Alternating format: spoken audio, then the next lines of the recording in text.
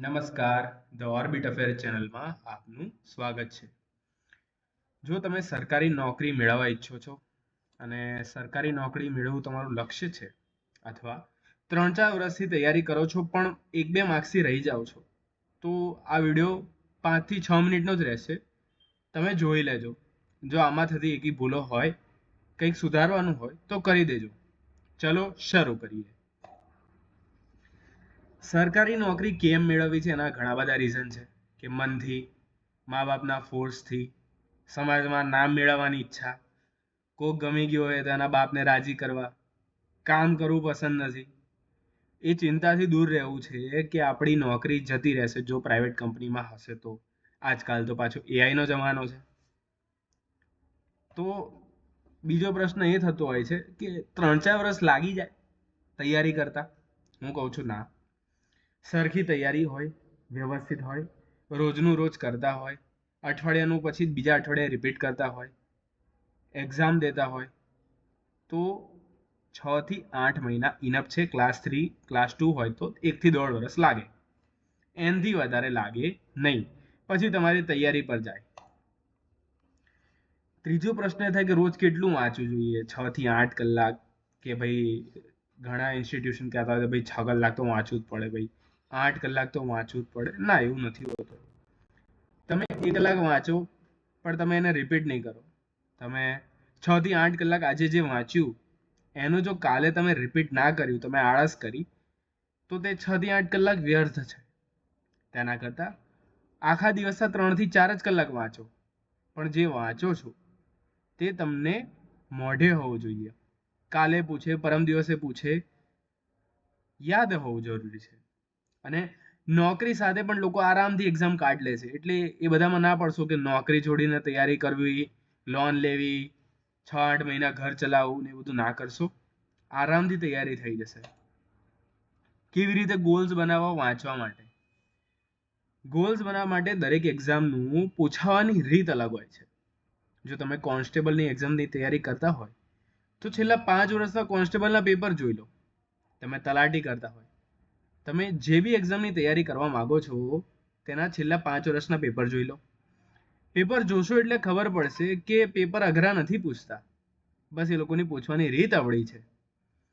Topic જુઓ, કયો topic વારંવાર પૂછાયો તે ત્યાંથી શરૂ કરો. જે ટોપિક વારંવાર એક્ઝામમાં પૂછાયો છે છેલ્લા 5 વર્ષોમાં, તે ટોપિકથી શરૂ કરો. પહેલા પેજથી શરૂ ના કરશો ચોપડીના. અને જ્યારે વાંચો બેસો, સવારે, સાંજે, ગમે ત્યારે, તો નક્કી કરો, ગોલ બનાવો કે આજે આટલું વાંચીશ. વાંચીશ એટલે દિલથી વાંચીશ. પછી એવું નહીં કે વાંચ્યું, ચલો ભાઈ આજનો ગોલ પતી ગયો, ઊભા થઈ જાય, એ રીતે નહીં. લોકો કેમ પાસ થાય છે અને આપણે રહી જઈએ છીએ? તો આનું એક મુખ્ય કારણ છે કે એક સફળ વ્યક્તિ અને એક અસફળ વ્યક્તિનું વચ્ચેનું એક જ કારણ છે: આજનું વાંચેલું રિપીટ ના કરવું. રિપીટેશન પર ભાર નહીં મૂકો, કોઈ જ ફાયદો નહીં થાય, કશો જ ફાયદો નહીં થાય. ક્યાંથી શરૂ કરવું? મોંઘા ચોપડા લેવા? ના ભાઈ ના. પાયો છે ગુજરાત પાઠ્યપુસ્તક. જો તમે ગુજરાત બોર્ડની એક્ઝામ આપવા માંગો છો, કોઈ વિષયવારની નહીં, સામાન્ય એક્ઝામ જેમ કે પરીક્ષાવાળી વર્ગ 3ની, વર્ગ 2ની, તો શરૂ કરો ધોરણ 6 થી 12ના પાઠ્યપુસ્તક. વાંચવા ખાતર નહીં, તેના દરેક પેજ પર કંઈક ને કંઈક એવો ડેટા મળશે જે તમારી એક્ઝામમાં આવી ગયો હશે. અને હું છેલ્લા 1 વર્ષથી ભણાવું છું, 1-2 વર્ષથી મને અનુભવ છે. તો આ છે ને પાયો છે. તમે જાતે કોઈ પણ એક્ઝામનું જો આકલન કરો તમારી એક્ઝામનું, અને તમે તમારી પાઠ્યપુસ્તકને જુઓ, ઓછામાં ઓછું કોઈ બી પેપરમાં, ઓછામાં ઓછું કહું છું, 10 માર્ક્સનું તો આવે જ છે પાઠ્યપુસ્તકનું. 6 થી 12ના પાઠ્યપુસ્તક. એવું નહીં કે રોજ તમે 6-6 કલાક પાઠ્યપુસ્તક કરો. રોજનો 1 કલાક ધોરણ 6થી પાઠ્યપુસ્તક કરવાનું શરૂ કરો. છઠ્ઠું ધોરણ તો તમારું 1 કે 2 દિવસમાં પતી જશે. 6 થી 10 તમારું 1 કે 2 દિવસમાં, રોજ 1-2 દિવસમાં પતતું જશે. અને સરખું ને વ્યવસ્થિત રીતે 1 મહિનો લાગશે. વધારેમાં વધારે રોજના 2 કલાક લઈને બેસો પાઠ્યપુસ્તક, તો 2 કલાક પહેલા પાઠ્યપુસ્તક કરી નાખો.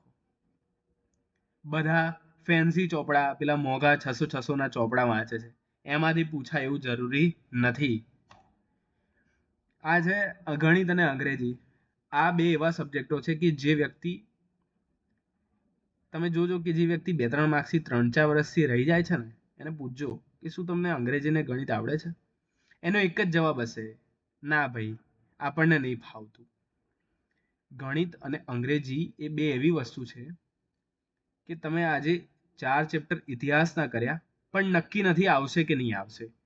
પણ તમે ચાર સબ્જેક્ટ કર્યા, કોઈ બી કર્યું, અને ગણિતના 4 ટોપિક કર્યા, જેમ કે નફો અને ખોટ, વ્યાજ, એવા 4 કર્યા, તો એમાંથી કન્ફર્મ છે કે 1 કે 2 પ્રશ્નો તો આવશે જ.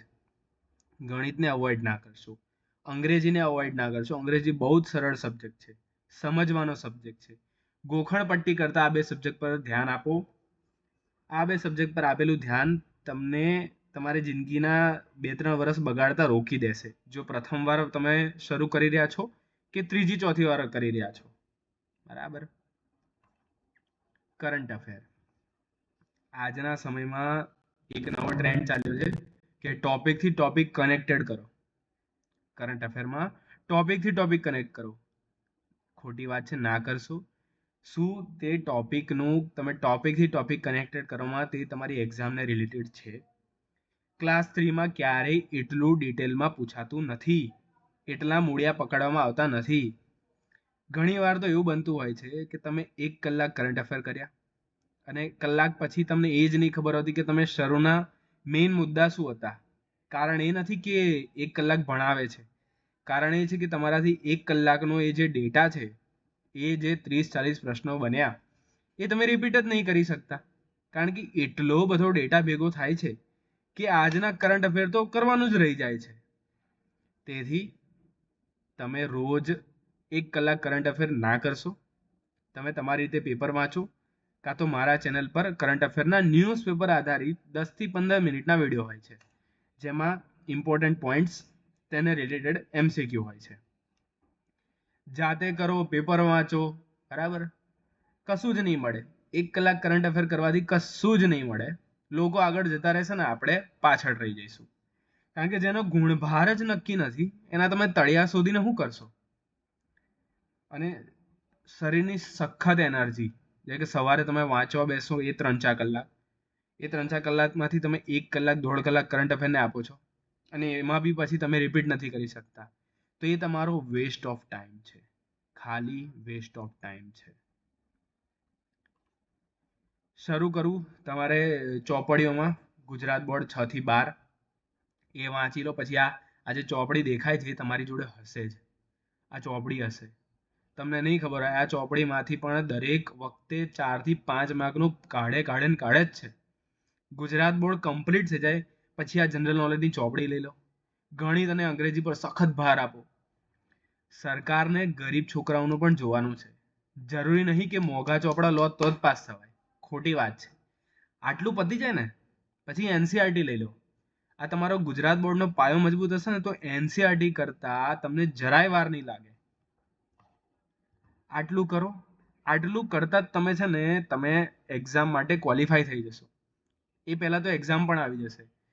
આટલું થઈ જાય તમને એમ લાગે કે આવડી ગયું, એક્ઝામ આપી, ઓનલાઈન એક્ઝામ આપી તમે, કે હા હવે કોન્ફિડન્સ આવી ગયો, પછી સબ્જેક્ટ વાઇઝ અલગ ચોપડા લો. સરકારી નોકરી અઘરી નથી ભાઈ. રિપીટ કરો. નવું વાંચવા કરતા રિપીટ કરેલું વધારે ફાયદો આપે છે. આ બધું ક્યાં મળશે? જો તમે પ્રથમ વાર તૈયારી કરો છો કાં તો ત્રીજી ચોથી વાર તૈયારી કરો છો, તો સબ્જેક્ટ વાઇઝ ચોપડીઓ કરતા 6 થી 12ના ચોપડા વાંચો, NCERT કરો, આ પાતળી ચોપડી વાંચો, અને આપણી ચેનલ પર દરેક એક્ઝામ માટે પરીક્ષાલક્ષી સીધા MCQ મૂકવામાં આવે છે. કોઈ જાતની કોઈ ફી નહીં, કોઈ જાતનું કશું જ નહીં. અને જે વ્યક્તિને સ્પેશિયલ રિક્વેસ્ટ કરશે કે જે તે ટોપિકના MCQ મૂકો, તે પણ મૂકવામાં આવશે. એક જ વિનંતી છે, રોજનું રોજ વાંચો, રિપીટ કરો અને બેઝિક પકડી રાખો. મોંઘા ચોપડામાંથી નથી પૂછાતું, ઇન્સ્ટિટ્યુશનમાંથી નથી પૂછાતું. બરાબર.